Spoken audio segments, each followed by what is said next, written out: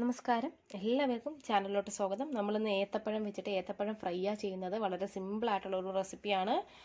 അപ്പോൾ നിങ്ങൾക്ക് വീട്ടിൽ ട്രൈ ചെയ്ത് നോക്കിയിട്ട് നിങ്ങളുടെ അഭിപ്രായമൊക്കെ പറയുക. എൻ്റെ അടുത്ത് വളരെ ടേസ്റ്റി അതുപോലെ തന്നെ സിമ്പിളായിട്ടുള്ളൊരു റെസിപ്പിയാണേ.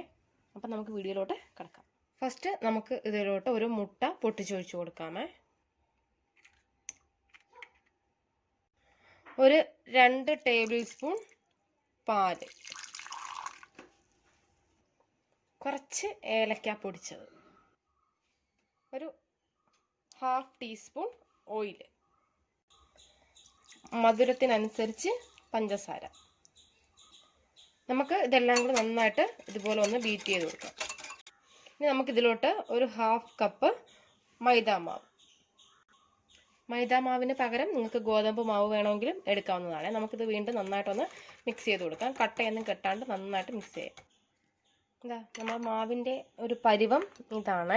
ഇവിടെ ഞാൻ കുറച്ച് ഏത്തം പഴമാണ് എടുത്തിട്ടുള്ളത്. ഇനി നമുക്ക് എന്ത് ചെയ്യാം, ഇതിലോട്ട് ഓരോന്നായിട്ടൊന്ന് മുക്കിയിട്ട് ഓയിലിട്ട് ഫ്രൈ ചെയ്തെടുക്കാം. അപ്പോൾ നിങ്ങൾക്ക് ഏലക്ക പൗഡറിന് പകരമായിട്ട് സിനമൺ പൗഡർ, അതായത് നമ്മൾ കറുവാപ്പട്ട പൊടിച്ചത് വേണമെങ്കിലും ചേർത്ത് കൊടുക്കാവുന്നതാണ്. അപ്പോൾ വേറൊരു ഫ്ലേവർ നിങ്ങൾക്ക് കിട്ടും. ഏത് രീതിയിലാണോ നിങ്ങൾക്ക് ഇഷ്ടം ആ രീതിയിൽ ചെയ്തോളൂ. നമുക്കിത് ജസ്റ്റ് ഓരോന്നായിട്ട് ഇട്ടിട്ട് നന്നായിട്ട് ഈ ബാറ്റർ ഇതിലൊന്ന് കോട്ട് ചെയ്യിക്കണം. അപ്പോൾ നല്ല തിക്കായിട്ടിത് കിട്ടും. കണ്ടല്ലോ, ഇതുപോലെ കിട്ടണം. നമുക്ക് ഫ്രൈ ചെയ്യാമേ ഓരോന്നായിട്ട്.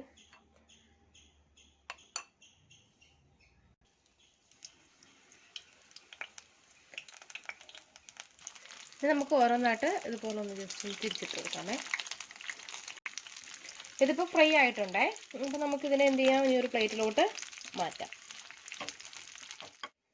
അപ്പോൾ ഇതാ ഞാനെല്ലാം ഒരു പാത്രത്തിലോട്ട് മാറ്റിയിട്ടുണ്ട്. അപ്പം നമുക്കിത് ജസ്റ്റ് ഒന്ന് പൊട്ടിച്ച് നോക്കാമേ.